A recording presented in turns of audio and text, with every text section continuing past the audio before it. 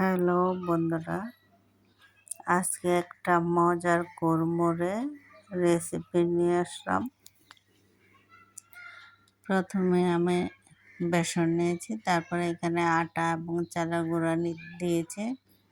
আটার পরিমাণও কম, চালের গুঁড়ার পরিমাণও কম, বেসনের পরিমাণ বেশি। তারপরে এখানে নুন দিয়ে দিলাম। তারপরে এগুলো খুব ভালোভাবে মিশিয়ে নিলাম। এবার এখানে দিয়ে দিচ্ছি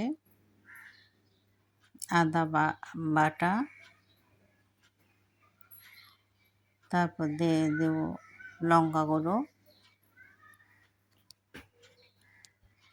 এরপরে এখানে দিয়ে দেব হলুদ, ধনে গুঁড়ো, জিরে গুঁড়ো এবং হলুদ। এগুলো মিক্স করে নেব। এটা হচ্ছে আজকে লোটে মাছের ফ্রাই। মাছগুলো আমি ছোট ছোট করে কেটে নিয়েছি, তারপর এগুলো লবণ হলুদ দিয়ে মাখিয়ে রেখে দিয়েছি। তো এখানে আরেকটু দিলাম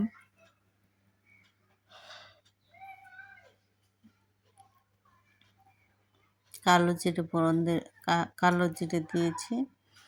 দিয়ে সবগুলো আমি এবার মিশিয়ে নিয়েছি। এখানে একটু অল্প অল্প করে পানি দেব, যেন বেশি তরল না হয়ে যায়, একটু ঘন ঘন রাখবো পেস্টটা।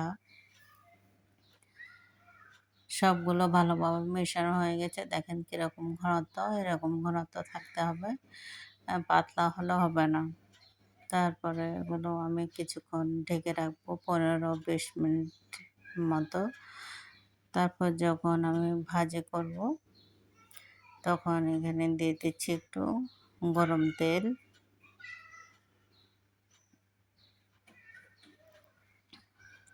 গরম তেল দিয়ে এগুলো আমি ভালোভাবে মিশিয়ে নেব। তেলটা যেন সব কিছুর সাথে ভালোভাবে মিক্স হয়। তারপর এখানে এবার আমি মাছগুলো একটা একটা করে ডুবিয়ে নেব, ডুবিয়ে তেলে ছেড়ে দেব। গরম তেলে দিয়ে দেব এখন।